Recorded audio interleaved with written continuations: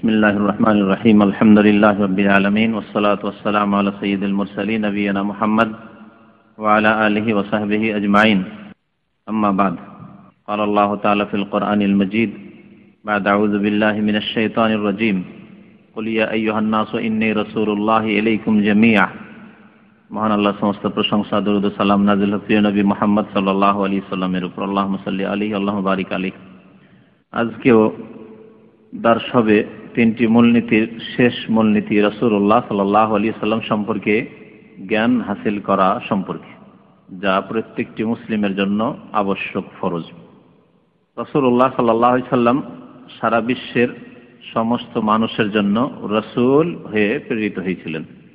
শুধু তাই নয়, বরং তাকে জিনদের জন্য রাসূল করে পাঠানো হয়েছিল। এজন্য আল্লাহ পাক যেমন মানুষের উপর ফরজ করেছেন যে মুহাম্মদ সাল্লাল্লাহু আলাইহি সাল্লামের রিসালাতকে স্বীকার করবে, তার আনুগত্য করবে, তার ইত্তেবা অনুসরণ করবে, তার নিয়ে আসা দ্বীনের বাস্তবায়ন করবে জীবনের প্রত্যেকটি ক্ষেত্রে, তেমনি জিনদের উপরও ফরজ যে রাসূলুল্লাহ সাল্লাল্লাহু আলাইহি সাল্লামের প্রতি ঈমান নিয়ে আসবে, রাসূলুল্লাহ সাল্লাল্লাহু আলাইহি সাল্লাম যে কালিমা নিয়ে এসেছেন তার প্রতি বিশ্বাস করবে, নবী করিম সাল্লাল্লাহু আলাইহি সাল্লাম যে সালাত নিয়ে এসেছেন সেই সালাত কায়েম করবে, নবী সাল্লাল্লাহু আলাইহি সাল্লাম যে যাকাত, হজ, সিয়াম, রোজা এসব নিয়ে এসেছেন সেসবগুলি পালন করবে, যেসবকে হারাম করেছেন সেসব হারাম থেকে বেঁচে থাকবে। এক কথায় নবী সাল্লাল্লাহু আলাইহি সাল্লামের নিয়ে আসা শরীয়ত মানুষের জন্য এবং জিনদের জন্য। তাই লেখক বলছেন ওয়াফতারাদাল্লাহু তাআতাহু আলা জামিইস সাকালাইন। আল্লাহ পাক নবী করিম সাল্লাল্লাহু আলাইহি সাল্লামের আনুগত্য ফরজ করেছেন সাকালাইন মানে দুইটি জাতি, মানুষ এবং জিন। মানুষ এবং জিনের উপর রাসূলুল্লাহ সাল্লাল্লাহু আলাইহি সাল্লামের আনুগত্য ফরজ করেছেন। প্রত্যেক মানুষের উপর ফরজ, প্রত্যেক জিনের উপর ফরজ। যারা ঈমান নিয়ে আসছে দুনিয়া এবং আখিরাতে সুখী হবে, যারা কুফরি করেছে তারা কুফরির অবস্থায় যদি মারা যায় তো চিরকাল জাহান্নামে থাকবে। এই হচ্ছে নবী করিম সাল্লাল্লাহু আলাইহি ওয়াসাল্লামের মর্যাদা, যে তার প্রতি ঈমান না নিয়ে এসে, তার অনুসরণ না করে, তার আনুগত্য না করে না হিদায়াতের রাস্তা পাওয়া যাবে, আর না জান্নাত পাওয়া যাবে, না জাহান্নাম থেকে রক্ষা পাবে। আল্লাহ পাক ইরশাদ করেছেন একটি আয়াতে, ওয়াইন তুতিউহু তাহতাদু। হে মানুষ, হে জিন, তোমরা যদি নবী মুহাম্মদ সাল্লাল্লাহু আলাইহি সাল্লামের আনুগত্য করো, তাকে মেনে চলো, তুতিউহু ইতাআত বা তাআত মানে হচ্ছে মেনে চলা, আনুগত্য করা মানে মেনে চলা। তিনি যা বলেছেন, যা করেছেন, আর যা নিয়ে এসেছেন আল্লাহর পক্ষ থেকে দ্বীন হিসাবে, তার প্রত্যেকটি বস্তু ছোট বড় পার্থক্য না করা, যে এটা ফরজ করতেই হবে, এটা সুন্নত। এক শ্রেণীর আজকাল মুসলিম আছে যাদের মন মানসিকতা এরকম যে সুন্নত সুন্নত, যদি বলা হয় নামাজে রফুল এদেন সুন্নত করবে না, আমিন যদি বলা সুন্নত করা অভ্যাস না, আগে থেকে গুরুত্ব নেই ওর কাছে, ওই আগের তকলিদের ওপরই থেকে গেল, যদিও তার কাছে হক পৌঁছে গেছে, সহিহ হাদিস পৌঁছে গেছে। যদি এরকমই দাড়িটাকে হালকা করে দিচ্ছে আজকালকার অধিকাংশ মুসলিমরা, সুন্নত বাদ দাও। আর যদি মাকরু বলা হয় তাহলে এটা উল্টো করো, মাকরু যদি বলা হয় তাহলে করো, খাও। এই জন্য আজকাল সিগারেট, বিড়ি, জর্দা, তামাকে খাওয়ার জন্য এটাকে হালকা করে, হারামটাকে মাকরু করে দিয়েছে, হালকা করে দিয়েছে, ভারীটাকে হালকা করে দিয়েছে, আর দাড়ির ওয়াজিবটাকে, ভারীটাকে হালকা করে সুন্নতে নিয়ে এসে অসুবিধা। এইরকম মন মেজাজ যাতে না থাকে। নবী করিম সাল্লাল্লাহু আলাইহি সাল্লাম যা দিয়েছেন সবগুলি নিতে হবে, তাতে কোনোটা ভারী, কোনোটা হালকা, মানে কোনোটার গুরুত্ব বেশি, কোনোটার কম, এসব আপনার করার নেই। সাহাবায়ে কেরামরা, তাবেঈন, তাবা তাবেঈন, স্বর্ণযুগ, এসব তরিকা ছিল না যে কোনোটা বেশি করে মানবো, কোনোটা কম করে মানবো, এই তরিকা ছিল না। এটি পরবর্তীকালের বিদআতি তরিকা। আল্লাহ পাক এবং তার রাসূলের আদেশে পার্থক্য করা, যা আপনার কাছে পৌঁছে গেছে তা মানতে হবে। আল্লাহ পাক সূরা হাশরে কি ইরশাদ করেছেন, ওমা আতাকুমুর রাসূলু ফাখুযুহু। রাসূলুল্লাহ সাল্লাল্লাহু আলাইহি ওয়াসাল্লাম তোমাদেরকে যা দিয়েছেন তা গ্রহণ করো, তা নিয়ে নাও। যা দিয়েছেন, ফরজ হোক আর ওয়াজিবি বলেন, আর সুন্নতি বলেন, মুস্তাহাব বলেন, যা দিয়েছেন নিয়ে নাও। তবে এতটুকু জানতে হবে যে মুস্তাহাবের ক্ষেত্রে আপনি যদি কোনো সময় ছুটে যাই তো ওই গুনাহ হবে না যে গুনাহ ফরজ ওয়াজিব তরক করলে হবে, এতটুকু জানতে হবে। কিন্তু তার মানে এই না যে সারা জীবন আমি মুস্তাহাব কাজ বা সুন্নত কাজ ছেড়েই দিলাম, না। আর যদি আবার ওয়াজিবকে হালকা করা হয় সুন্নাত করে তো আরো অপরাধ। ওই রকম হারামকে হালকা করে যদি মাকরুহ করা হয় তো আরো বড় অপরাধ। তো লেখক বলছেন যে আল্লাহ পাক রব্বুল আলামিন জিন এবং ইনস মানুষ, জিন এবং মানুষের উপর, সমস্ত জিন এবং মানুষের আলা জামিস সাকালিন, সমস্ত জিন এবং মানুষের উপর রাসূলুল্লাহ সাল্লাল্লাহু আলাইহি ওয়াসাল্লাম আনুগত্য ফরজ করেছেন। এর দলিল কি? সবার উপর ফরজ করেছেন। আয়াত শুরুতে পাঠ করেছি, ওয়াদ-দালিলু কাউলুহু তাআলা, এর প্রমাণ হচ্ছে মহান আল্লাহর এই বাণী, কুল, হে নবী আপনি জানিয়ে দেন, ইয়া আইয়ুহান নাস, হে মানব সকল, ইন্নী রাসূলুল্লাহ ইলাইকুম জামিআ, আমি তোমাদের সমস্ত মানুষের জন্য প্রেরিত হয়েছি। এর দ্বারা মানুষের প্রমাণ হইল, জিনের প্রমাণ কোথায় হইল? কারণ সম্বোধন আছে ইয়া আইয়ুহান নাস, হে মানব সকল, তো মানুষকে সম্বোধন করা হয়েছে।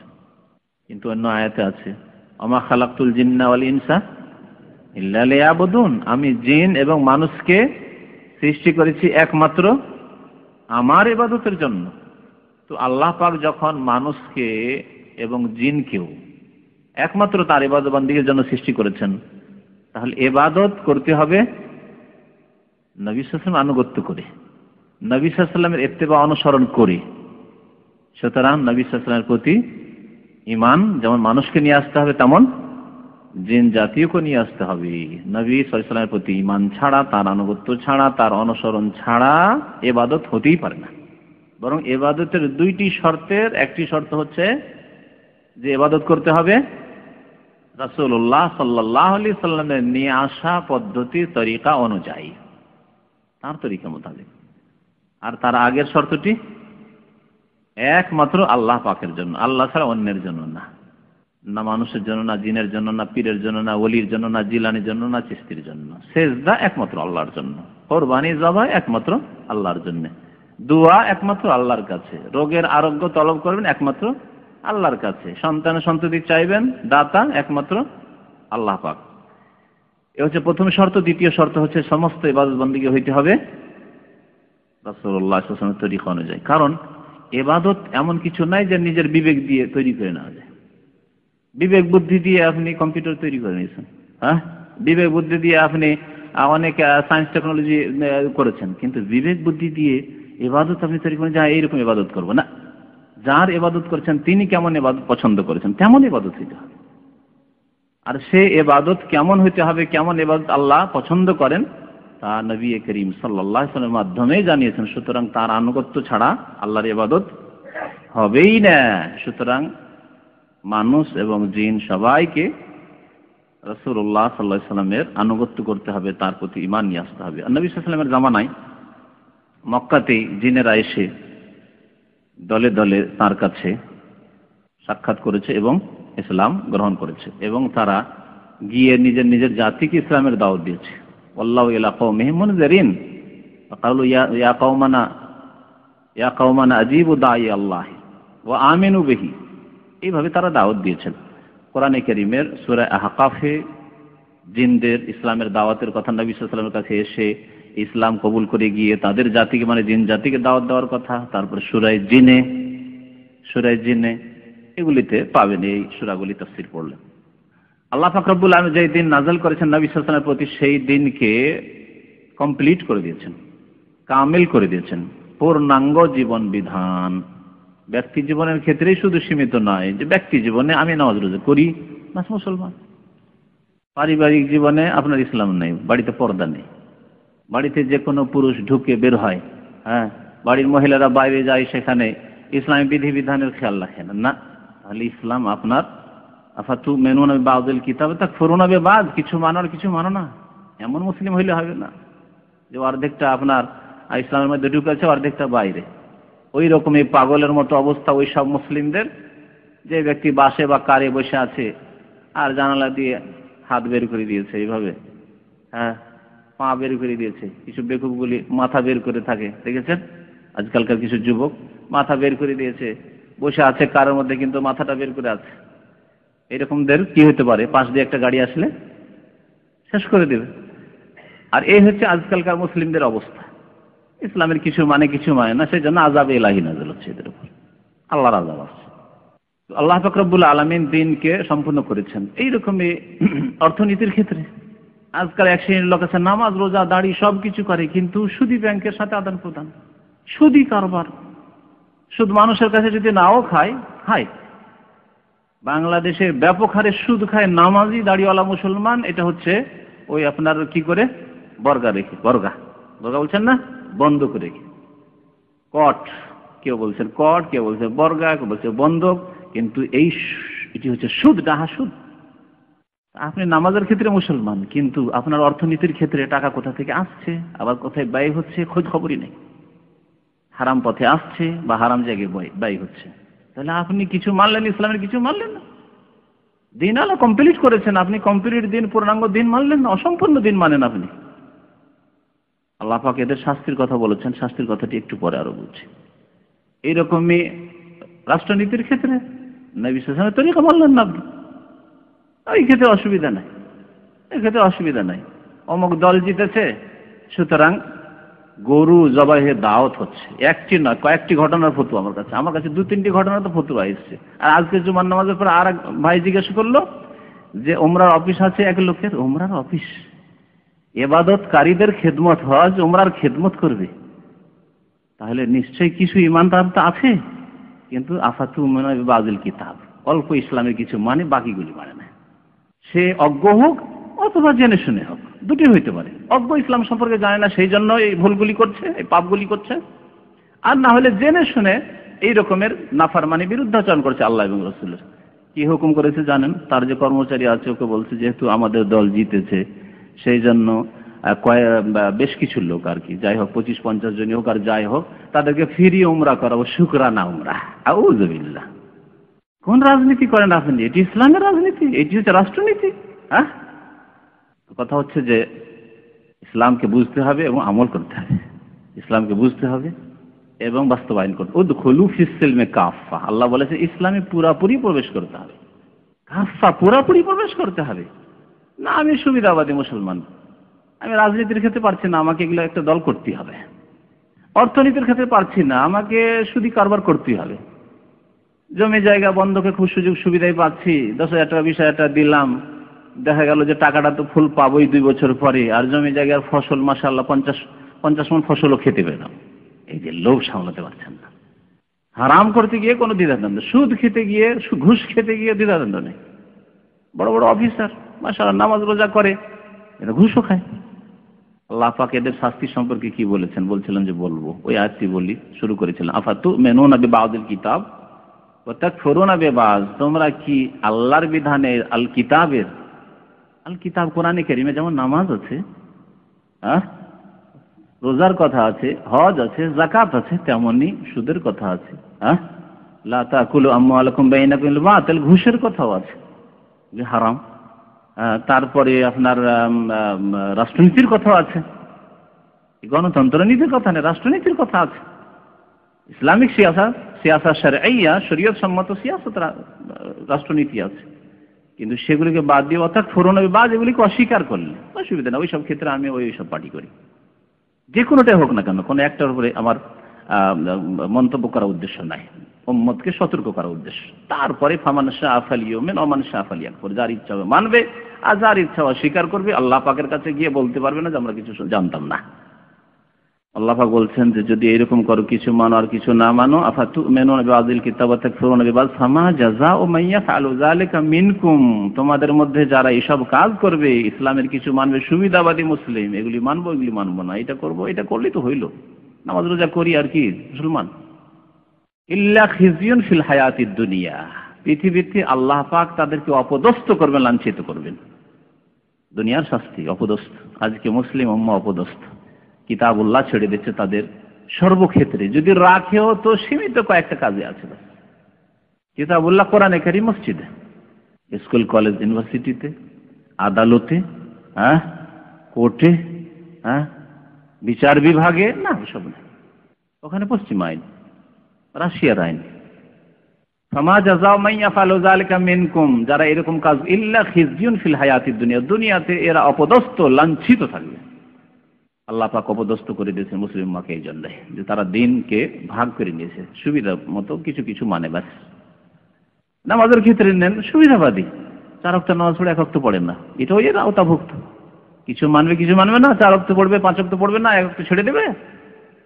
যখন সুযোগ সুবিধা হলে পড়ে নিলে ব্যাস আমি নামাজ পড়ি। এদেরকে আমাদের সমাজের লোকেরা নামাজি মুসলমান বলে, যারা সুবিধা হলে পড়ে, 4 ওয়াক্ত পড়ে নামাজি। আসলে নামাজি নাই, নামাজি 5 ওয়াক্ত যে ব্যক্তি 17 রাকাত পুরো করে নামাজ পড়ে, তার জিন্দেগিতে 17তে কোনদিন 16 হয় না।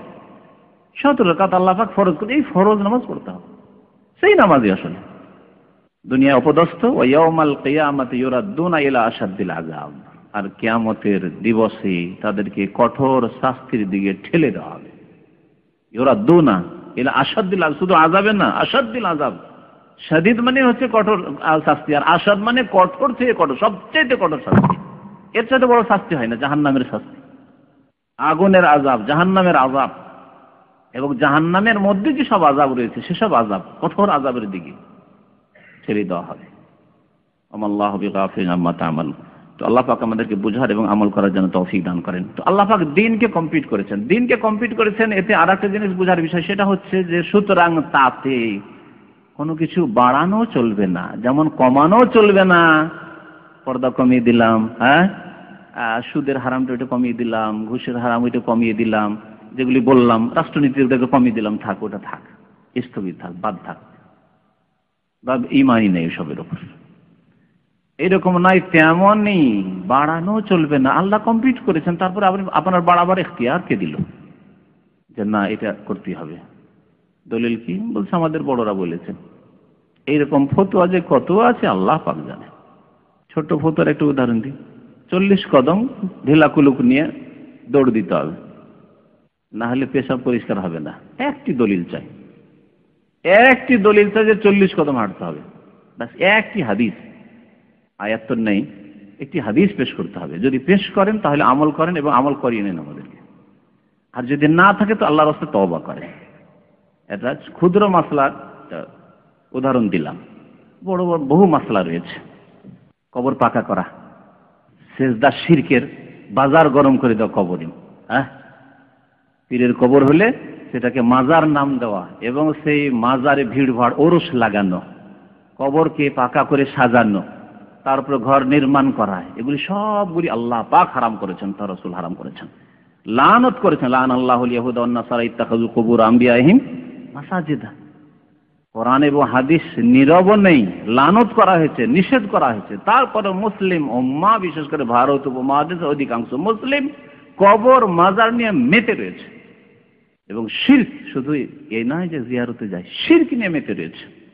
হিন্দুদের শিরক হালকা হয়ে যাবে তাদের শিরকের তুলনায়। হিন্দুদের মেলা, ওরসের মেলার কাছে গিয়ে হালকা হয়ে যাবে, হারিয়ে দেবে হিন্দুদের মেলাকে, ওরসের মেলা। আল্লাহ পাক দিন কমপ্লিট করলেন, তাহলে আপনার কবর পাকা করা, কবরের উপর গম্বুজ তৈরি করা, কবরে সেজদার আড্ডা বানানো, কবরকে নিয়ে ব্যবসা করা, এইসব কোথা থেকে নিয়ে আসলেন?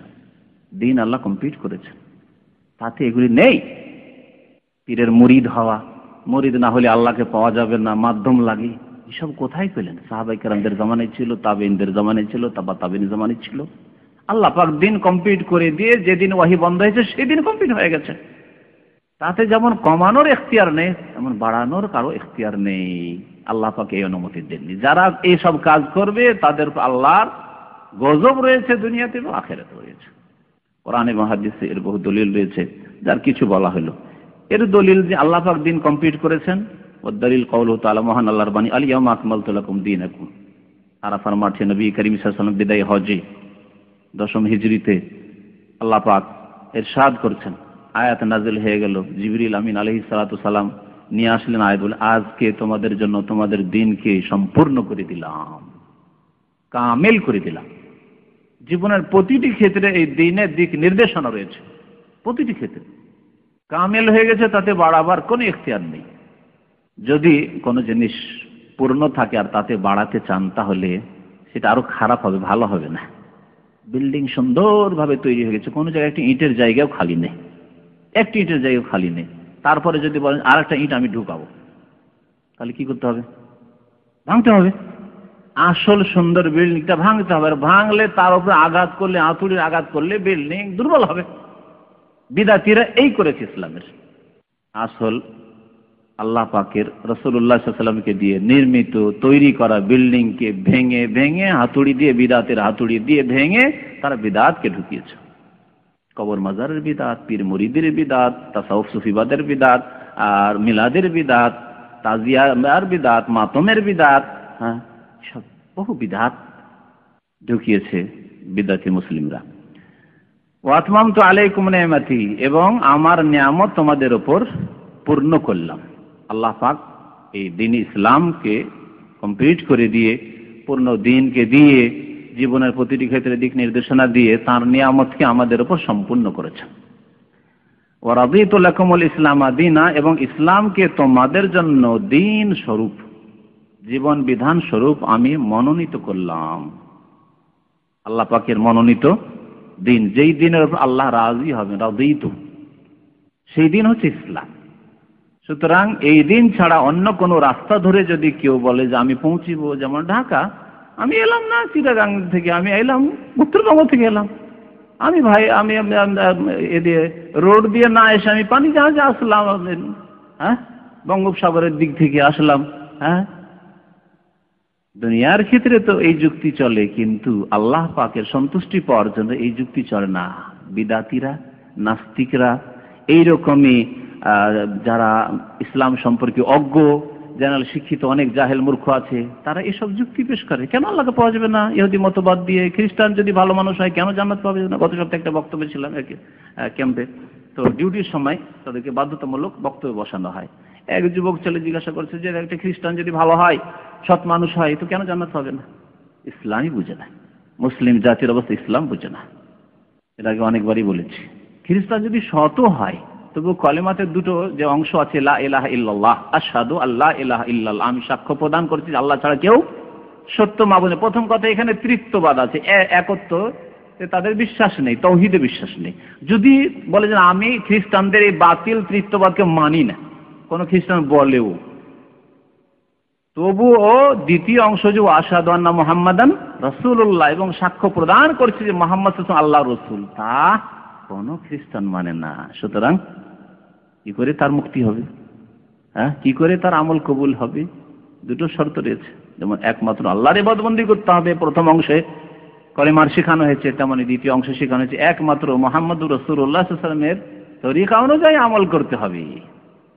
কি করে জান্নাত পাওয়া যাবে? আল্লাহ পাক বলছেন ওমাই ইয়াবতাগি গায়রাল ইসলামি দীনান, ইসলাম ছাড়া যদি অন্য কোনো জীবন বিধান সন্ধান করে কেউ, যে ওই রাস্তা দিয়ে আমি আসবো আল্লাহর কাছে, হ্যাঁ, মুসলিম উম্মতের বিদাতিরা যেমন রাস্তা তৈরি করেছে, না না শরীয়ত দিয়ে শুধু হবে না, মারিফত লাগবে। আর মারিফতে চিশতি তরিকা আছে, আর কাদেরি তরিকা আছে, নকশবন্দি তরিকা আছে, এইসব তরিকা যেগুলি আছে সেগুলি তরিকার কোন এক তরিকা দিয়ে আসতে হবে। আল্লাহ পাক বলছেন ওমাই ইয়াবতাগি গায়রাল ইসলামি দীনান, ইসলাম ছাড়া অন্য কোনো রাস্তা দিয়ে যদি নকশবন্দি তরিকা দিয়ে আসতে চাই যে আল্লাহকে পাবো, চিশতি তরিকা দিয়ে আল্লাহর কাছে পাবো, নিজামি তরিকা দিয়ে আল্লাহর কাছে পাবো, সাবেরি তরিকা দিয়ে আল্লাহকে পাবো, চরমনাই শশিনা তরিকা দিয়ে আল্লাহকে পাবো, এইসব যে ধারণা, ওই রকমের ধারণা যেমন খ্রিস্টান মতবাদ দিয়ে আল্লাহকে পাবো, এরকম ধারণা ফালা ইউকবালু মিনহু, আল্লাহ বলছেন কখনো আমি কবুল করব না, কখনো তা কবুল হবে না।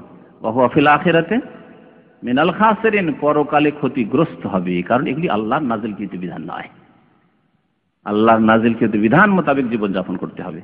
তো আল্লাহ পাক দ্বীন ইসলামকে মনোনীত করে, দ্বীন ইসলাম যা প্রকাশ্য কোরআন সুন্নাহ রয়েছে। নবী সাল্লাল্লাহু আলাইহি ওয়াসাল্লাম বলেছেন যে দুটি বস্তু ছেড়ে গেলাম, তোমরা অতদিন পথভ্রষ্ট হবে না। তারাকতু ফিকুম আমরাইনি, তোমাদের মধ্যে দুটি আমর ছেড়ে গেলাম। আমর মানে বস্তু, আমর মানে আদেশে হয়, আওয়ামের যখন ওর জমা হবে, আর আমর অমুর যখন বস্তুর মানে হবে, কাজের মানে হবে। হ্যাঁ, দুটি বস্তু ছেড়ে গেলাম, তাজিল্লু, কখনো তোমরা গুমরাহ পথভ্রষ্ট হবে না, রাস্তা হারাবে না। মা তামাসসাকতুম বিহিমা, যতক্ষণ দুটি বস্তুকে মজবুত করে ধরবে, যতক্ষণ ধরে রাখবে ততদিন পথভ্রষ্ট কখনো হবে না ধরে থাকলে। কিতাব আল্লাহ, আল্লাহর কিতাব আল কোরআন, আর আমার সুন্নাত, আমার হাদিস, বলা হয়নি যে তার সাথে মারিফত ধরতে হবে, তরিকত লাগবে, বলা হয়নি। কোরআন সুন্নাহ সবার কাছে প্রকাশ রয়েছে, কেন গোপনে? বাতিনি ইলম আবার কোথা থেকে আসলো? এই বাতিনি ইলম তো ইসলামের শত্রুদের কাছ থেকে আসছে। বাতিনি, ইসমাইলি, বিভিন্ন ফিরকা, বোহরা, এসব ফিরকা রয়েছে শিয়া রাফেজিদের মধ্যে, তাদের থেকে এসছে এগুলি, এগুলি ইসলাম নয়। আল্লাহ পাক যে ইসলামকে জীবন বিধান স্বরূপ মনোনীত করেছেন সেই ইসলাম কোরআন সুন্নাহয় মওজুদ রয়েছে এবং সবার জন্য সহজলভ্য। যে কোনো ব্যক্তি তা কোরআন এবং হাদিস চর্চা করলেই পেতে পারে, নিজে পড়ে হোক, আরবি ভাষা যদি বুঝে, অথবা যারা আরবি ভাষা বুঝে তাদের কাছ থেকে যদি সহি দিক নির্দেশনা কোরআন সুন্নাহর আলোকে পায়, এদিক ওদিক থেকে নাই, আমার অপব্যাখ্যা করে না, খুব সহজে পেতে পারে। এর জন্য যাচাই বাছাই করা, আপনার আল্লাহ বিবেক দিয়েছে, আল্লাহ এর জবাব নেবেন যে তুমি যাচাই বাছাই করেছিলে কিনা। বাস পেয়ে গেলে। তারাও তো হুজুর ছিল, তারাও তো আলেম, তারা তো মাদ্রাসা খুলে রেখেছে, এত বড় মাদ্রাসা চালায়, তারা কি ভুল পথে আছে? না, এইসব কথা আল্লাহ শুনবেন না। আল্লাহ শুনে তোমাকে আকল দিয়েছিলাম, হ্যাঁ আকল দিয়েছিলাম আর কালব দিয়েছিলাম। আল্লাহ এসবের আফালা ইয়াকিলুন, কত জায়গায় কোরআনে কারিমে রয়েছে আফালা তাকিলুন, তোমরা আকল করতে না, বুঝতে না, বিবেক ছিল না। আর আল্লাহ বলছেন লাহুম কুলুবুন লা ইয়াফকাহুনা বিহা, কলব ছিল, হৃদয় ছিল, কিন্তু তা দিয়ে তোমরা ফিকহ করতে না, বুঝতে না। আল্লাহ পাক জবাব নেবেন, কলবের জবাব নেবেন, আকলের জবাব দেবেন। এই ক্ষেত্রে এই কথা বলে আপনি মুক্তি পেয়ে যাবেন না কাল কিয়ামতে, যে আল্লাহ এদেরকে তো বড় বড় ওলিয়া উলিয়া মনে করেছিলাম, এইসব পীরের তরিকাওয়ালাদেরকে আর পীরদেরকে, সুতরাং তাদেরকে ধরেছিলাম, ব্যাস জান্নাত পেয়ে যাবেন। অত সহজ নয়। এই দুটো বস্তু আল্লাহ দিয়েছেন, এর হিসাব নেবেন, আকলের হিসাব নেবেন যা মগজে রয়েছে, আর কলবের হিসাব নেবেন যা এখানে রয়েছে। তারপরে আর একটি বিষয় হচ্ছে যে নবী করিম সাল্লাল্লাহু আলাইহি সাল্লামের ইন্তেকাল হয়ে গেছে, এই কথা বলা বিদাতীদের কাছে, মাজার পূজারীদের কাছে, পীরপন্থীদের কাছে বেয়াদবি। অথচ এই কথা কোরআনে কারিমে স্পষ্ট ভাষায় রয়েছে। কথাটি এর আগেও এসেছিল, এখন দলিলগুলি আসছে। বলছেন ওয়াদ দালিলু আলা মাউতিহি সাল্লাল্লাহু আলাইহি ওয়াসাল্লাম, নবী করিম সাল্লাল্লাহু আলাইহি ওয়াসাল্লামের মওত হয়ে গেছে, ওয়াফাত হয়ে গেছে, ইন্তেকাল হয়ে গেছে, এর দলিল প্রমাণ। সুতরাং হায়াতুন নবী নয়, নবী হায়াতে নেই, নবী ইন্তেকাল করেছেন। দুনিয়া থেকে যে বিদায় নিতে হয়, মওত যেটিকে বলা হয়, সেই মওত তাঁর উপর হয়ে গেছে, তিনি আর ফিরে আসেননি। ইহুদি খ্রিস্টানদের মধ্যে মনে করবেন যে এই খ্রিস্টানদের একটি দল আছে, তাদের ধারণা যে ঈসা আলাইহিস সালামকে হত্যা করে দিয়েছে ইহুদিরা, কিন্তু 3 দিন পর আবার ফিরে চলে এসেছে। এরকমও নয়, এগুলি ইহুদি খ্রিস্টানদের অনুকরণ, বা চোখের আড়াল হয়ে গেছেন, চোখের পর্দায় চলে গেছেন, ইন্তেকাল করেন। ইন্তেকাল বলা বেয়াদবি না। গত সপ্তাহে মনে বলেছিলাম যে এসব সংশয় যেগুলি থেকে শহীদের আয়াত থেকে না, হায়াত তাদের বারজাখী হায়াত রয়েছে, পরলৌকিক জীবন রয়েছে, দুনিয়ার জীবন নেই। দুনিয়ার জীবন মওতের সাথে শেষ হয়ে গেছে।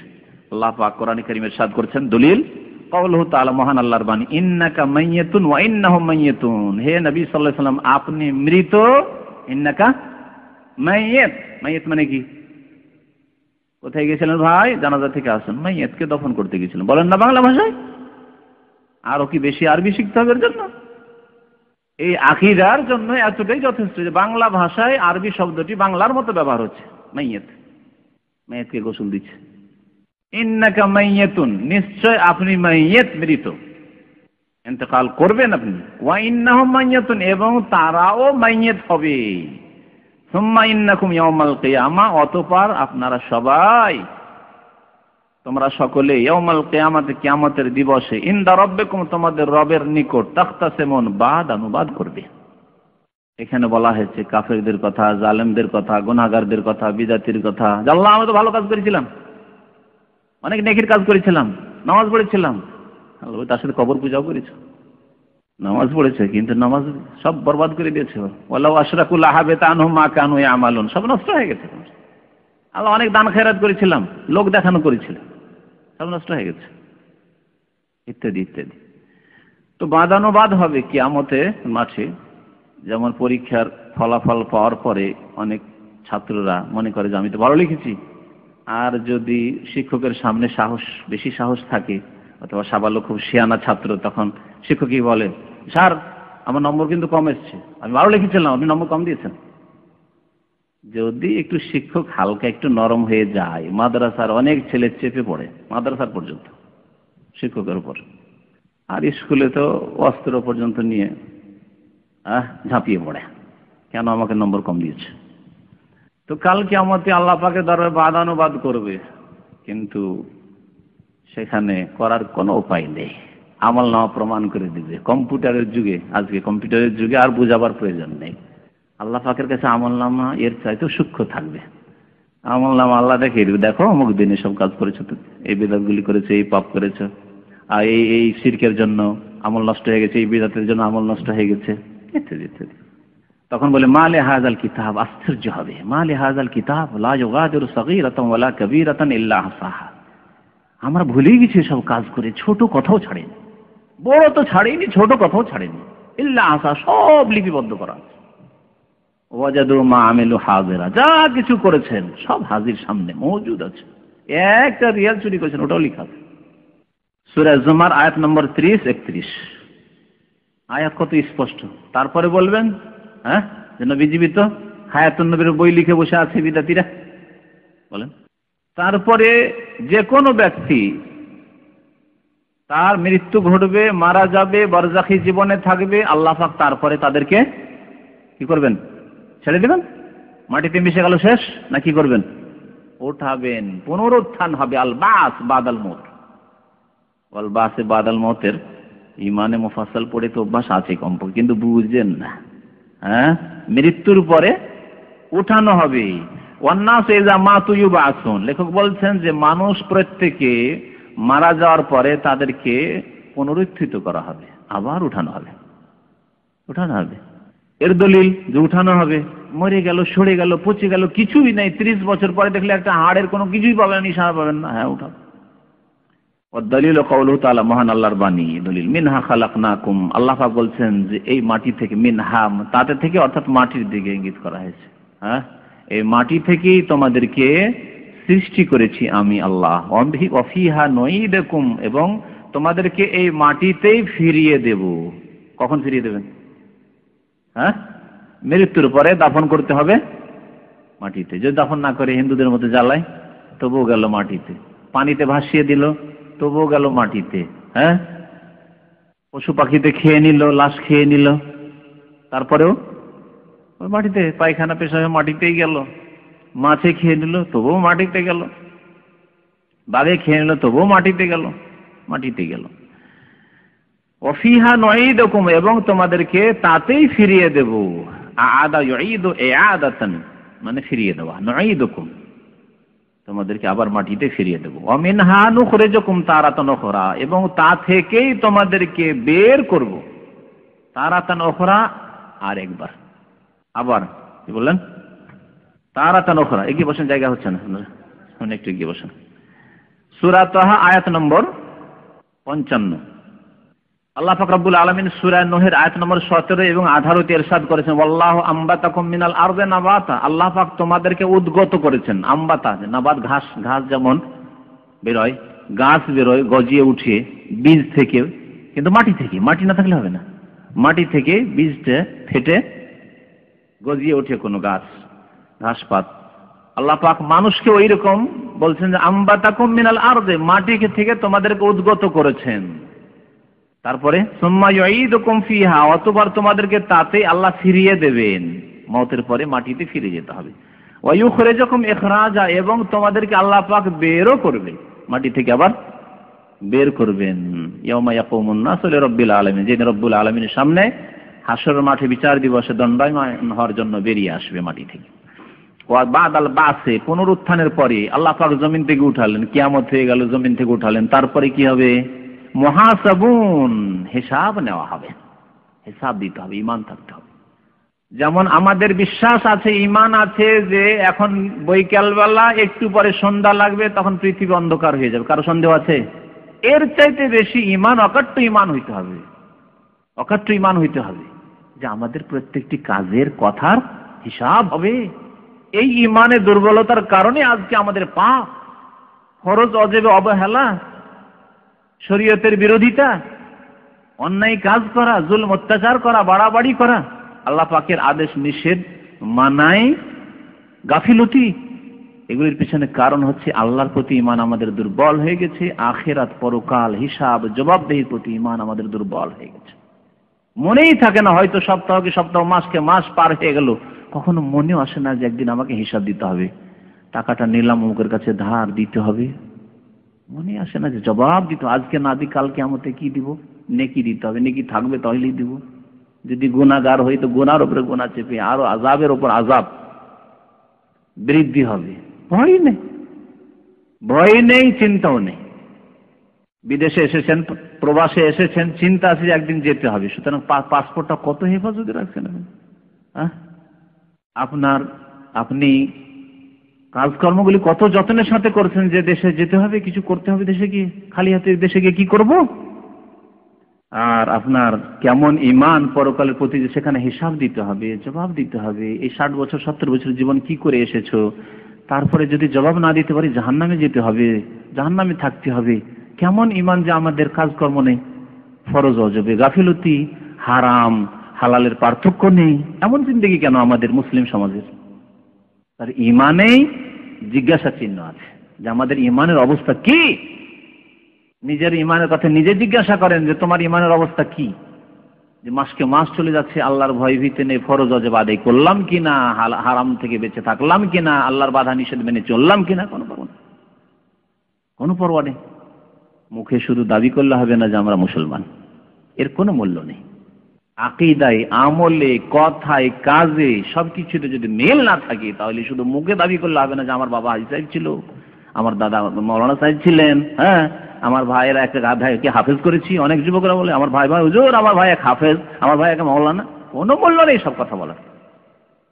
তো আল্লাহ পাক রব্বুল আলামিনের সামনে হিসাব দিতে হবে। ওয়া মাজজিউনা বিআমালিহিম, হিসাব দেওয়ার পরে এমন নয় যে হিসাব দেওয়ার পরে ছেড়ে দেবেন। হিসাব দেওয়ার পরে অপরাধ করলেন তবুও ছুটে গেলেন, শিরক কুফরি করলেন তবুও ছাড় পেয়ে গেলেন না। ওয়া মাজজিউনা বিআমালিহিম, তাদের আমলের প্রতিদান দেওয়া হবে, বদলা দেওয়া হবে, যেমন আমল তেমন বদলা দেওয়া হবে। এর দলিল কাউলুহু তাআলা, এর প্রমাণ হচ্ছে মহান আল্লাহর বাণী, লিয়াজজিয়াল্লাযিনা আসাউ বিমা আমিলু। আল্লাহ পাক পরকাল কায়েম করবেন, কিয়ামত কায়েম করবেন, হাসর করবেন, সবাই সমবেত করবেন বিচার দিবসে। যারা খারাপ আমল করেছে তাদের আমল তাদেরকে বদলা দেওয়ার, লিয়াজজিয়াল্লাযিনা আসাউ, বদলা দেওয়ার জন্য ওই ব্যক্তিদেরকে যারা খারাপ করেছে, বিমা আমিলু, তাদের আমলে পাপ করেছে, অন্যায় করেছে, তাদেরকে তাদের শাস্তি দেওয়ার জন্য। ওয়াজজিয়াল্লাযিনা আহসানু বিল হুসনা, এবং যারা সৎকর্ম করেছে তাদেরকে ভালো প্রতিদান দেওয়ার জন্য। আল্লাহ সৎ ব্যক্তিদেরকে উত্তম প্রতিদান দেবেন, ভালো প্রতিদান দেবেন, আর অসৎদেরকে তার শাস্তি দেবেন। এই জন্য আল্লাহ পাক রব্বুল আলামিন কিয়ামত কায়েম করবেন। পৃথিবীতে পুরোপুরি আল্লাহ পাক রব্বুল আলামিন মানুষ সৎকে তার পুরোপুরি বদলা দেন না। কাফেরকে দিয়ে রেখেছেন, জালেমকে দিয়ে রেখেছেন, বেনামাজিকে দিয়ে রেখেছেন, পাপীকে দিয়ে রেখেছেন দুনিয়া। আর অসৎদেরকে সব শাস্তি দিয়ে দেন না, কখনো দেন, কখনো অবসর দিয়ে দেন, একবারে দীর্ঘ অবসর দিয়ে দেন, কিছুদিনের অবসর দিয়ে দেন, সারা দুনিয়াতে সারা জিন্দেগি অবসর দিয়ে দিলেন। আল্লাহ পাক রব্বুল দুনিয়াতে পুরোপুরি ন্যায় অন্যায়ের শাস্তি দেওয়ার জন্য তৈরি করেনি, কর্মক্ষেত্র হিসাবে তৈরি করেছেন। আল্লাহ বলেননি যে এটা ইয়াউমুল জাযা, দুনিয়ার জীবন প্রতিদানের জীবন নয়, এটি হচ্ছে ইয়াউমুল আমাল, কর্মজীবন। আর আখিরাত হচ্ছে, পরকাল হচ্ছে ইয়াউমুল জাযা, মালিক ইয়াউমিদ্দিন। ইয়াউমিদ্দিন মানে ইয়াউমুল জাযা, প্রতিদান দিবস। আল্লাহ পাক প্রতিদান দিবসের একমাত্র মালিক, একচ্ছত্র মালিক। সূরা নাজম আয়াত নম্বর 31। সুতরাং এই কিয়ামতকে, মওতের পরে পুনরুত্থানকে কেউ যদি অস্বীকার করে তাহলে সে মুসলিম নয়, কাফের, সে কাফের। কেউ যদি অস্বীকার করে, আচ্ছা অস্বীকার করলো না কিন্তু সারা জীবন খেয়াল করলো না, ভ্রুক্ষেপই করলো না, সে কি মুসলমান? সারা জীবন চলে গেল, কোনদিন তার এরকম খেয়াল হলো না যে সংশোধন করি, তওবা করি, ফিরে আসি, যা হয়েছে হয়েছে, এখন তওবা করে ফিরে আসি, সেও কাফের। একে বলা হয় কুফরুল ইরাদ, বিমুখতার কুফরি, বিমুখ, সারা জীবন উল্টো পথেই থাকলো, আল্লাহর দিকে কোনোদিন ধাবিত হলো না, আল্লাহর উল্টো দিকে। মসজিদ দিয়ে কোনোদিন ধাবিত হলো না, মসজিদের উল্টো দিকে। দিনের দিকে কোনোদিন ঝুঁকলো না, দিনের উল্টো দিকে। এই রাজের কথা, এই রাজ, এই কলেমা, এই শব্দটি কোরআনে কারীমে বহু আয়াতে ব্যবহার হয়েছে। ফাআরাযা আকসারুহুম ওয়া হুম মুরিজুন, আল্লাহ পাক রব্বুল আলামিন বহু আয়াতে বলেছেন তারা বিমুখ, মুখ ফিরিয়ে নিয়েছে, সারা জীবন চলে যাচ্ছে, বছরকে বছর চলে যাচ্ছে। আপনি তো আপনার ছেলে মেয়েকে ভুলে থাকেন না, আপনার স্ত্রীকে ভুলে থাকেন না, আপনার জমি জায়গা ভুলে থাকেন না, আপনার বাড়ি ঘর ভুলে থাকেন না, আপনার চাকরি ভুলে থাকেন না, দুনিয়ার কোনো কাজ এইভাবে সারা জিন্দেগি ভুলে থাকেন না। 10 বছর 20 বছর ধরে ভুলেই গেছেন একবারে, এমন তো হয় না। কিন্তু আপনি ইবাদত বন্দেগী কি আল্লাহ কেন সৃষ্টি করেছেন সবকে সারা জীবন ভুলে আছেন, বলছেন আমি জাতিতে মুসলমান, আমি কোথায় কাফের? যে কুফরুল এরাজ, আল্লাহ থেকে বিমুখ হওয়ার কুফরি। ওমান কাযযাবা বিল বাসি কাফারা, যেই ব্যক্তি পুনরুত্থানকে মিথ্যা মনে করবে সে কাফের হয়ে যাবে, সে কাফের। এর দলিল, কাফের বলে দলিল লাগবে। আমাদের দেশের আবার ওই ঢালাহারে কুফরি বলার যে প্রবণতা আছে সেই কুফরি নয়। এইরকম কুফরির ফতোয়া দেওয়া এক দল আরেক দলকে, এক পার্টি আরেক পার্টিকে, এক তরিকা আরেক তরিকাকে, এটি হচ্ছে গুমরাহি।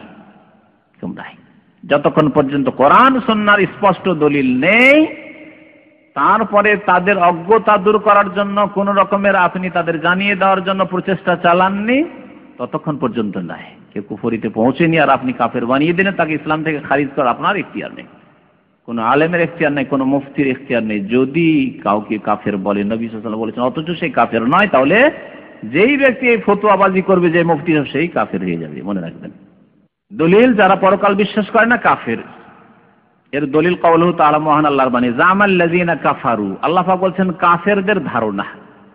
জামা মানে ধারণা করা, কাফেরদের ধারণা আল্লাহ ইউবাসু, যে তাদেরকে পুনরুত্থিত করা হবে না, তাদের পুনরুত্থান হবে না, বাস হবে না। কুল, হে নবী আপনি বলে দেন, বালা অবশ্যই, হ্যাঁ অবশ্যই। ওয়া রাব্বি, আমার রবের কসম, আমার আল্লাহর শপথ করে বলছি, লাতুবাসুন্না, অবশ্যই পুনরুত্থিত তোমরা হবে, অবশ্যই। এক তো কসম করেছেন, তারপর লামের তাকিদ, তারপর নুন সাকিলার তাকিদ, লাতুবাসুন্না, অবশ্যই অবশ্যই, কসম করে বলছি আমার রবের, অবশ্যই অবশ্যই তোমাদেরকে আবার উঠানো হবে। চিন্তা করে নাও কি করবে, তার জন্য প্রস্তুতি নাও। সুম্মা লাতুনাব্বাউন্না, অতঃপর তোমাদেরকে জানিয়ে দেওয়া হবে। নাবা মানে হচ্ছে খবর, ওখান থেকে নবী, যিনি আকাশের খবর দেন, ওহির খবর দেন। তো এই নাবা থেকে সূরা নাবাজ, আনিন নাবাইল আজিম, মহাসংবাদ, মহাসংবাদ কিয়ামতের সংবাদ, আম্মা ইয়াতাসাআলুন আনিন নাবাইল আজিম, ওখান থেকে হচ্ছে লাতুনাব্বাউন্না, অবশ্যই তোমাদেরকে সংবাদ দেওয়া হবে, খবর দেওয়া হবে। তখন তোমাদের খবর আছে। বিমা আমিলতুম, কিসের খবর দেওয়া হবে, যে কি আমল করে এসেছো দুনিয়ায়, ভালো আমল করেছো, মন্দ করেছো, তাওহীদ করেছো, শিরক করেছো, সুন্নাত করেছো না বিদআত করেছো। ওয়াযালিকা আলাল্লাহি ইয়াসীর, আর এই পুনরুত্থান এবং হিসাব নেওয়া, তোমাদেরকে তোমাদের আমল সম্পর্কে জ্ঞাত করিয়ে দেওয়া, তোমাদের জবাবদেহি সেখানে হবে আল্লাহর দরবারে, এসব আল্লাহর জন্য অত্যন্ত সহজ, এমন মুশকিল নয়। একজন কফিলের 100-200 লেবার থাকে, তো খোঁজই রাখে না যে কয়টা পালাইলো, আর কয়টা আছে, আর কয়টা ছুটি গেছে। যদিও ডায়েরি না দেখে বা তার কম্পিউটার না দেখে, যে যেখানে মেমোরিতে আছে অথবা নোট করা আছে, রেকর্ড না দেখে তো বলতেই পারবে না। আর রেকর্ডে যদি না উঠানো থাকে তো বলতে পারবে না, তাই না? আল্লাহ পাক রব্বুল আলামিন, কত মাখলুক, মানুষ কত, আজকার জামানায় কত কোটি কোটি মানুষ। আবার আদম আলাইহিস সালাম থেকে কত মানুষ দুনিয়া থেকে চলে গেছে, আবার কত মানুষ কিয়ামত পর্যন্ত আসবে। আবার জিনের যে সংখ্যা আল্লাহ পাক কত রেখেছেন আল্লাহ পাক ভালো জানেন। যালিকা, এই সমস্ত মানুষ এবং জিনের হিসাব নেওয়া, তাদেরকে ওঠানো মওতের পরে, জিনেরও মওত হবে, তাদেরকে ওঠানো হবে মওতের পরে, সবার হিসাব নেওয়া আল্লাহর জন্য, যালিকা আলাল্লাহি ইয়াসীর, আল্লাহর জন্য অত্যন্ত সহজ। এমন মুশকিল না যে সামলাতে পারা যাচ্ছে না, অনেক বড় লাইন লেগে আছে, সামলাতে পারছেন না, ইলেকশনে দেখেছেন, ছেড়ে দেয় সব কিছু, যা করছে করতে, এমন হবে না। যালিকা আলাল্লাহি ইয়াসীর, আল্লাহ পাক রব্বুল আলামিনের কাছে হিসাব নেওয়া খুব সহজ। সূরা তাগাবুন আয়াত নম্বর 7। আল্লাহ পাক রব্বুল আলামিন নবী করিম সাল্লাল্লাহু আলাইহি সাল্লামকে শেষ রাসূল করে প্রেরণ করেছেন, কিন্তু তার পূর্বে অনেক রাসূল প্রেরণ করেছেন। প্রত্যেক জাতিতে আল্লাহ নবী রাসূল পাঠিয়েছেন, যাতে করে তারা আল্লাহর সামনে কাল কিয়ামতে গিয়ে বলতে না পারে যে আল্লাহ, তো আমরা তো জানতাম না যে আপনার ইবাদত করতে হবে, এটাও জানতাম না, আবার কেমন করে ইবাদত করতে হবে তাও তো জানতাম না, কি করলে আপনি রাজি হবেন তাও জানতাম না, যাতে করে কোনো মানুষ বলতে না পারে। আল্লাহ পাক অসংখ্য রাসূল নবী পাঠিয়েছেন। তাই লেখক বলছেন, ওয়া আরসালাল্লাহু জামিআ রাসূল মুবাশশিরিন ওয়া মুনযিরিন, আল্লাহ পাক সমস্ত রাসূলগণকে প্রেরণ করেছেন দুইটি উদ্দেশ্যে, সুসংবাদ দেওয়ার জন্য আর সতর্ক করার জন্য। সুসংবাদ কার জন্য, এর আগে একদিন বলেছি, যারা সৎকর্মশীল মুমিন, ঈমানের উপর ভিত্তি করে সৎকর্মশীল, ঈমান রয়েছে, তার উপর নেক আমল রয়েছে, ফরজ ওয়াজিবাত রয়েছে, হারাম নাজায়েজ কাজ থেকে, অবৈধ কাজ থেকে বেঁচে রয়েছে, এইসব সৎকর্ম। ঈমান এবং সৎ আমল যাদের আছে তাদেরকে সুসংবাদ দেওয়ার জন্য প্রত্যেক রাসূল প্রেরিত হয়েছে। শুধু আমাদের নবী নন, বরং সমস্ত আম্বিয়া এবং রাসূলগণ প্রেরণ করা হয়েছে তাদেরকে সুসংবাদ দেওয়ার জন্য, মুমিন এবং সৎকর্মশীলদেরকে। ওয়া মুনজিরিন, এবং সতর্ককারী করে, সতর্ক সাবধান করার জন্য কাকে? যারা বিরোধিতা করেছে। যারা বিরোধিতা করেছে আল্লাহ পাকের বিধান মানতে, আল্লাহ পাকের আদেশ নিষেধ মানতে, অথবা জন্মগত কিন্তু তার উপর আমল করেনি, তাদেরকে সতর্ক করার জন্য আম্বিয়াগণ সতর্ক করে দিয়েছেন। এখন নবীর সিলসিলা তো বন্ধ হয়ে গেছে, নবী করিম সাল্লাল্লাহু আলাইহি ওয়াসাল্লাম শেষ রাসূল। তাহলে এখনকার যুগের লোকেরা, মুসলিমরা যারা গাফিল হয়ে রয়েছে, শিরক বিদাতে রয়েছে, বেনামাজি হয়ে রয়েছে, পাপে ডুবে রয়েছে, তারা আল্লাহর সামনে বলতে পারবে নাকি কাল কিয়ামতে যে আল্লাহ আমাদের জন্য তো কোনো রাসূল আসেনি, 1400 বছর আগে এসেছিল, তো আমরা কি করব? পারবে? কেন পারবে না? কেন পারবে না বলতে? নবী করিম সাল্লাল্লাহু আলাইহি ওয়াসাল্লামকে আল্লাহ পাক যা দিয়েছেন তা বিনা কোনো বিকৃতিতে সুরক্ষিত হয়েছে, মাহফুজ রয়েছে। কোরআনে কারীমের আল্লাহ পাক হেফাজতের দায়িত্ব নিয়েছে, মাহফুজ রয়েছে, ঘরে ঘরে কোরআনে কারীম মওজুদ রয়েছে, লাইব্রেরিতে, শহরে শহরে, বাজারে বাজারে কোরআনে কারীম মওজুদ আছে, তার তাফসীর মওজুদ আছে প্রত্যেকটি ভাষায়। নবী সাল্লাল্লাহু আলাইহি ওয়াসাল্লামের হাদিস মওজুদ রয়েছে, সহিহ জয়ীফের পার্থক্য করে দিয়েছেন মুহাদ্দিসিনরা, আর দ্বীন মওজুদ রয়েছে। তারপরে রিসালাতের সিলসিলা বন্ধ হয়ে গেছে, কিন্তু রাসূলগণের মিশন চালাবার জন্য কোরআন সুন্নাহর আলেমদেরকে দায়িত্ব দেওয়া হয়েছে যে তোমরা এই দায়িত্ব পালন করবে, না হলে তোমাদের জবাবদিহি করতে হবে। গ্রামে গ্রামের আলেম, শহরের আলেম, থানার আলেম, ডিস্ট্রিক্টের আলেম, দেশের আলেমরা যদি এই কাজ না করে তাহলে তাদেরকে কাল কিয়ামতে জবাবদিহি করতে হবে যে হক কেন পৌঁছাওনি তোমরা, জনসাধারণ কি করে জানবে? তোমরা যদি শিরকে শিরক বললে না, তাওহীদ শিখালে না, সুন্নাত শিখালে না, বিদআতকে বিদআত বলে চিহ্নিত করলে না, তোমরা বেনামাজিকে মেয়ে দিলে, বোন দিলে, বেনামাজির সাথে আদান প্রদান, যেমন নামাজির বাড়ি খাও, বেনামাজির বাড়িও খেতে থাকলে, নামাজির সাথে যেমন আচরণ, বেনামাজির সাথে ওই রকমই ভালো আচরণ, যদি এই হয় তোমাদের অবস্থা, একাকার হয়ে মিশে থাকলে কোনোদিন বললে না যে নামাজ না পড়লে ইসলাম থাকে না, এ কথা বলে না। যেগুলি কোরআন হাদিসের নেই সেগুলি কথা বলে আমাদের দেশের বিদাতি একশিন আলেমরা, কিন্তু কোরআন হাদিসের কথা বলে না। নবী করিম সাল্লাল্লাহু আলাইহি ওয়াসাল্লাম বলেছেন যে যেই ব্যক্তি নামাজ পড়লো না, ছেড়ে দিল, অস্বীকার করলো না, যে কাফের হয়ে গেল। এই হাদিস তো শুনতে পাওয়া যায় না আমাদের দেশের ওয়াজ মাহফিলে, কিন্তু শোনা যায় গত বুধবারে যে ভাইরা ছিলেন, এক লোক বলছিল কি যে বেনামাজির হাত যদি কোনো খাবারে লাগে, কুকুরও যদি মুখ দেয় খাওয়া যাবে, কিন্তু বেনামাজির হাত যদি কোনো খাবারে লেগে যায় তো সেটা খাওয়া যাবে না। ঠিক না কথাটা? এরকম বলেছিল না? দলিল আছে যে কুকুরে মুখ দিলে খাওয়া যাবে খাবার। আর যদি বেনামাজি হাত দিয়ে দেয়, আপনার পাক শাক করা মাছ আছে, সুন্দর মাছ পাক করে রেখেছেন, অত গোশত পাক করে রেখেছেন, আর একটা বেনামাজি এসে হাত দিয়ে দিচ্ছে, আর খাওয়া যাবে না, ফেলে দিতে হবে। তাহলে এই সব ফতোয়া কোথায় পেলেন? যা কোরআনে অনেক হাদিসে নেই সেগুলির নাম ধর্ম। আর কোরআন হাদিস আছে যে বেনামাজি তুমি মুসলমান না, সুতরাং মুসলমান হও, উদখুলু ফিস সিলমে কাফা, মুসলমান হও, এই কথা কেন বলেন না? বেনামাজি কাল কিয়ামতে ফেরাউন, হামান, উবাই ইবনে খালব ওই সব জালেমদের সাথে উঠবে, এই সব কথা কেন শোনো? চিরকাল জাহান্নামে থাকবে, এই কথা কেন বলো না? যাকাত দিয়ে, রোজা রেখে, শুধু রমজান মাসের নামাজ পড়ে কোনোদিন জান্নাতে যেতে পারবে না নামাজ না পড়লে, এই সব বক্তব্য কেন রাখো না? আলেমদের কি বলছি আমি? বিদাতি কথাবার্তা, ভিত্তিহীন কথাবার্তা। হ্যাঁ, খালি বেনামাজিকে আপনি কুকুরের থেকে নিকৃষ্ট বানিয়ে দিলেন ভিত্তিহীন কথার ভিত্তিতে, আর বাস এর নামই ইসলামের খেদমত। বরং এগুলি হারাম কথা, যেগুলি কথা আল্লাহ বলেন মা আনজালাল্লাহু বিহা মিন সুলতান, যেসবের সনদ প্রমাণ আল্লাহ নাযিল করেন সেসব কথা বলা জায়েজ না। আল্লাহ বলেন ওয়ালা তাকফু মা লাইসা লাকা বিহি ইলম, যে সম্পর্কে তোমাদের জ্ঞান দেওয়া হয়নি, বলা হয়নি যে বেনামাজি কুকুরে মুখ দিয়ে দিলে খেয়ে নাও, কিন্তু বেনামাজি হাত দিলে খেয়েও না, এসব কথা বলা হয়নি কোরআন হাদিসে। সুতরাং এসব কথা বলিও না। ওয়ালা তাকফু মা লাইসা লাকা বিহি ইলম, যে সম্পর্কে কোরআন সুন্নাহয় তোমাদের জ্ঞান নেই সেসব কথা তোমরা বলিও না, কারণ এর জবাবদিহি করতে হবে। আল্লাহ ওই সব বিদাতি মোল্লাদেরকে জিজ্ঞাসা করবেন যে তুমি যে বলেছিলে ফতোয়ায় যে বেনামাজি হাত দিলে খাওয়া যাবে না, কুকুরে মুখ দিলে খাওয়া যাবে, তো এর দলিলটা শোনাও তো। কাল কিয়ামতে যখন ওই বিদাতি মোল্লাকে জিজ্ঞাসা করে কি জবাব দেবে?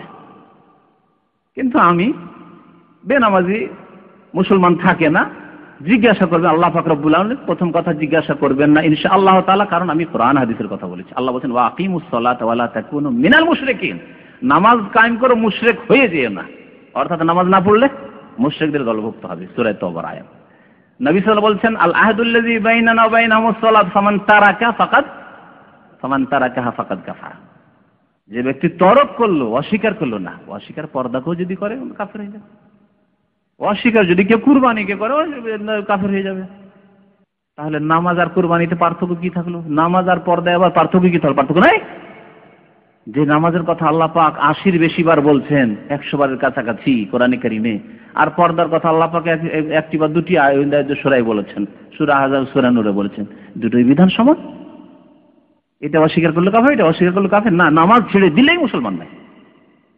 এই বিষয়গুলি যদি আমাদের জাতিকে বলতাম আমরা আলেমরা সবাই, তাহলে বেনামাজি আমাদের সমাজে এত বেশি থাকতো না। আরব দেশে যেমন বেনামাজির সংখ্যা একেবারে কম, 10 বছর আগে তো দেখতামই না বেনামাজি, এখন কিছু পাওয়া যায়। এই প্রবাসীদের সাথে থেকে থেকে, বেনামাজিদের সাথে থেকে এরাও কিছু বেনামাজি হতে শিখেছে। কারণ এখানে ভালো করে জানে যে নামাজ নেই মানে সালাম মাফি, ইসলাম মাফি, এটা জানে। নামাজ নেই মানে ইসলাম নেই। কিন্তু আমার দেশের বাঙালি মুসলমান, উর্দু ভাষী মুসলমান, ভারত বা পাকিস্তান, বাংলাদেশের অধিকাংশ মুসলমান জানে না যে নামাজ নেই মানে ইসলাম নেই। তো কি বলছিলাম, আলেমদের দায়িত্ব রয়েছে। রাসূলুল্লাহ সাল্লাল্লাহু আলাইহি ওয়াসাল্লাম শেষ রাসূল, তারপর রাসূল আসবে না, কিন্তু এই দায়িত্ব পালন করতে হবে আলেম সমাজকে, এবং হক কথা বলতে হবে। হক কথা বলতে হবে। হক কথা যদিও তিক্ত লাগে, কিন্তু তিক্ত লাগলো পরে সেটা তার জন্য ফলপ্রসূ হবে। যেমন বেশ কিছু ওষুধ আছে খেতে খুব তিতা লাগে, কষ্ট লাগে, পানি আগে মুখে না নিয়ে এমনি যদি জিভায় দিয়ে দেন তো আপনারই কষ্ট, একজন জ্ঞানী মানুষ, তারপরে খুব খারাপ লাগবে। তারপরে আপনি স্বেচ্ছায় ওষুধ খাচ্ছেন। ছেলে আপনার ওষুধ খেতে চায় না, মুখটাকে ফেড়ে ধরেছেন আর ওষুধটা ঢুকিয়ে পানি দিচ্ছেন জবরদস্তি, মার দিচ্ছেন আরেকদিকে, ওষুধ খাবি না তুই, কি জন্য?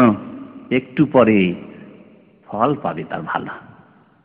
সুতরাং বেনামাজিকে যদি খারাপও লাগে যে আরে আমি তো কাফের হয়ে গেলাম, কথা তো খুব কষ্টকর, কিন্তু পরে যখন নামাজি হয়ে যাবে আল্লাহর ভয়ে আর কুফরি থেকে বাঁচার ভয়ে, তখন সে এর ফল পাবে, স্বাদ লাগবে। তখন কথা তিক্ত হইলো, হক কথা তিক্ত লাগলো, তিক্ত হয় না কথা, হ্যাঁ, কথা তিতা হয় না, কিন্তু তিতা লাগে। হক কথা তিতা লাগে। তো হক কথা বলতে হবে। আর হক হচ্ছে আল্লাহ যা নাযিল করেছেন আর রাসূলুল্লাহ সাল্লাল্লাহু আলাইহি ওয়াসাল্লাম যা বলেছেন, কোরআন এবং হাদিসে যা আছে তাই হচ্ছে হক। আল্লাহ পাক রব্বুল সমস্ত রাসূলকে প্রেরণ করেছেন সুসংবাদদাতা করে এবং সতর্ককারী করে। দলিল, এর দলিল হচ্ছে কাউলুহু তাআলা, মহান আল্লাহর বাণী, রাসূলাম মুবাশশিরিন, আমি বহু রাসূল প্রেরণ করেছি। আল্লাহ বলছেন মুবাশশিরিন, সুসংবাদদাতা করে, অমুনজিরিন, সতর্ককারী করে। উদ্দেশ্য কি? লিআল্লা ইয়াকুনা লিন-নাসি আলাল্লাহি হুজ্জাতুন বাদার রাসূল, যাতে করে মানুষের জন্য আল্লাহর সামনে গিয়ে রাসূল প্রেরণ করার পর কোনো অজুহাত না থাকে। কত সুন্দর কথা।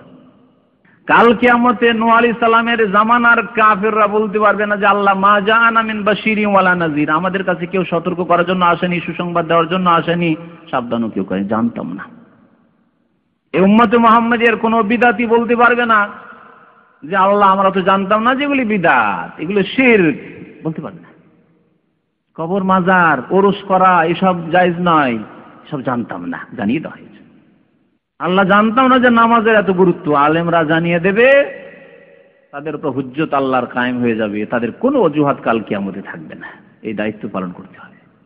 তো রাসূলগণকে আল্লাহ এই জন্য পাঠিয়েছেন যে সে সব রাসূলগণের জাতিরা যাতে করে আল্লাহর সামনে কোনো অজুহাত পেশ না করতে পারে যে আল্লাহ আমি জানতাম না, আমি শুনিনি, আমি বুঝতাম না, জানিয়ে দেওয়া হয়েছে।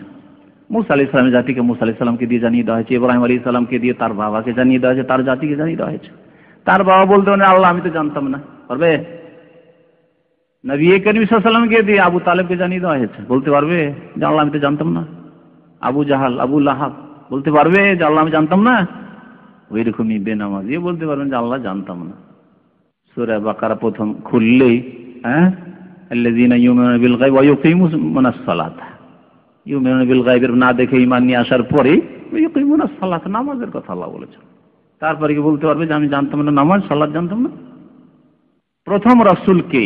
প্রথম রাসূল আদম আলাইহিস সালাম নবী ছিলেন, প্রথম মানুষ।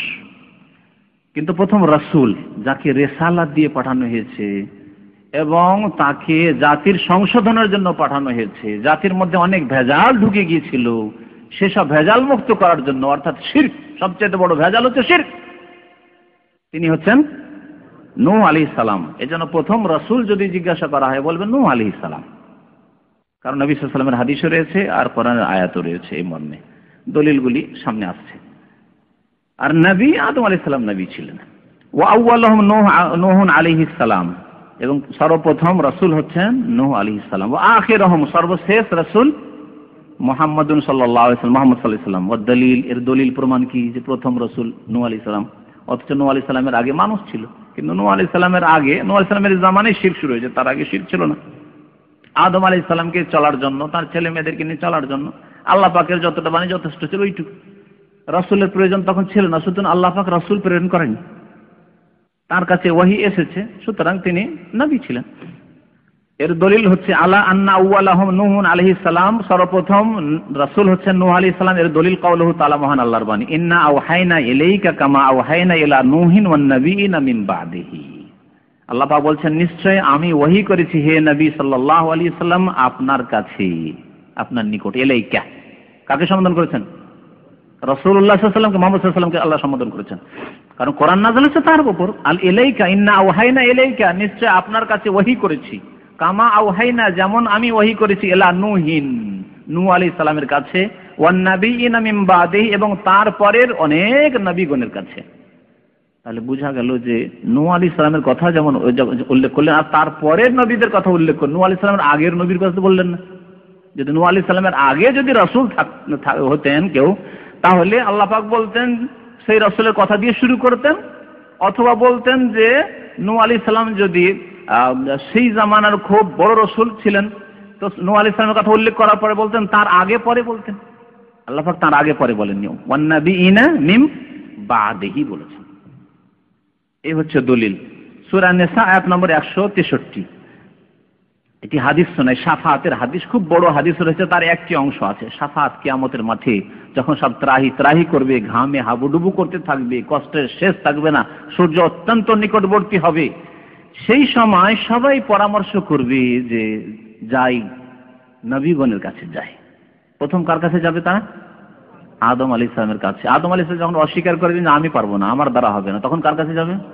নূহ আলাইহিস সালামের কাছে। এই নূহ আলাইহিস সালামের কাছে থেকে শুরু করে একটু হাদিসের অর্থ করি, শাফাআতের হাদিসের। ইন্নান নাসা ইয়াতুনা ইলা নূহিন আলাইহিস সালাম, সমস্ত লোকের আদম আলাইহিস সালামের কাছ থেকে ফিরে এসে যখন ওখানে হলো না, নূহ আলাইহিস সালামের কাছে আসবেন। ফায়াকুলুনা লাহু আনতা আউয়ালু রাসূলিন, এসে সবাই বলবে যে আপনি সর্বপ্রথম রাসূল, আউয়ালু রাসূলিন, সর্বপ্রথম রাসূল। আরসালাহুল্লাহু ইলা আহলিল আরজি, যাকে আল্লাহ রাসূল করে প্রেরণ করেছিলেন জমিনবাসীর কাছে, পৃথিবীবাসীর কাছে। তাহলে পৃথিবীবাসীর সংশোধনের জন্য যাকে প্রথম রাসূল করা হয়েছে তিনি কে? নূহ আলাইহিস সালাম। এই হাদিস প্রমাণ করে, সহিহ বুখারীতে রয়েছে, মুসলিমে রয়েছে। মুহাম্মদ সাল্লাল্লাহু আলাইহি সাল্লাম যে আল্লাহ রাসূল, শেষ রাসূল, এর দলিল কি দেখি আপনাদের, কে বলেন দেখি? হাফেজ তো মনে হয় অনেকে আছেন এখানে। একটি আয়াত হচ্ছে, মা কানা মুহাম্মাদুন আবা আহাদিম মির রিজালিকুম ওয়ালাকিন রাসূলুল্লাহ ওয়া খাতামান নবিয়্যিন। মুহাম্মদ সাল্লাল্লাহু আলাইহি সাল্লাম তোমাদের কোনো পুরুষের পিতা নন। পুরুষের পিতা মানে এই নয় যে তার ছেলে হয়নি, ছেলে সন্তান জন্মেছে, কিন্তু যেহেতু ইন্তেকাল করে গেছে, বেঁচে কেউ থাকেনি, মানে রাজ্জাল হয়নি। আজকাল আরবরা কি বলে, সাবালক হলে রাজ্জাল বলে, মানে সাবালক হয়নি, সেই জন্য বলা হয়েছে কোনো পুরুষের তিনি পিতা নন। মেয়েদের পিতা, মেয়েরা বড় হয়েছিল, মেয়েদের পিতা তিনি ছিলেন। সুতরাং কোনো ভাইয়ের যদি শুধু মেয়ে হয়, তো এখানে বলবেন শুকর আলহামদুলিল্লাহ বলবেন। এই শিক্ষা রয়েছে। নবী সাল্লাল্লাহু আলাইহি ওয়াসাল্লামের সিরাত শুধু পড়লাম, নবী জীবনী পড়লাম, কিন্তু কিছুই আমল করলাম না। আরে প্রথম আমল হচ্ছে যে আমাকে আল্লাহ শুধু মেয়ে দিয়েছেন, যিনি সৃষ্টিকুলের সেরা, সমস্ত নবীদের সৈয়দুল মুরসালিন, তার চাইতে শ্রেষ্ঠ কেউ পৃথিবীতে ছিল না, না কোনো ফেরেশতা, না কোনো জিন, না কোনো মানুষ। তার জন্য আল্লাহ যা মনোনীত করেছেন তা হচ্ছে মেয়ে। সুতরাং আপনাকে যদি আল্লাহ শুধু মেয়ে দেয়, 5টি মেয়ে, 7টি মেয়ে, একটিও ছেলে নাই, বলুন আলহামদুলিল্লাহ, আমাকে নবীর মতো করেছে। এইরকম কেন ঈমান আমাদের তৈরি হয় না? বরং এক শ্রেণীর জাহেল আছে, মেয়ে হইলে মনে করে যে আমার স্ত্রী ফ্যাক্টরির উপরে গিয়ে রাগ ঝাড়ে। কত বোকা মূর্খ লোক আমাদের সমাজে আছে। এমনও ঘটনা ঘটেছে, স্ত্রীকে তালাক দিয়েছে, তুই বারবার মেয়ে কেন দিচ্ছিস? মনে হচ্ছে ওর নিজের ফ্যাক্টরি, কারখানা আছে, কারখানা মেশিন ওর কাছে আছে। আর তোমার মেশিনে যদি ক্ষমতা থাকে তুমি তৈরি করো, তোমার মেশিনে কেন ক্ষমতা নেই? যে বিষয়টি নিয়ে আমরা আলোচনা শুনছিলাম তা এই পর্যন্তই। এর বাকি অংশ বিস্তারিতভাবে পরবর্তী ক্যাসেটটিতে উল্লেখ করে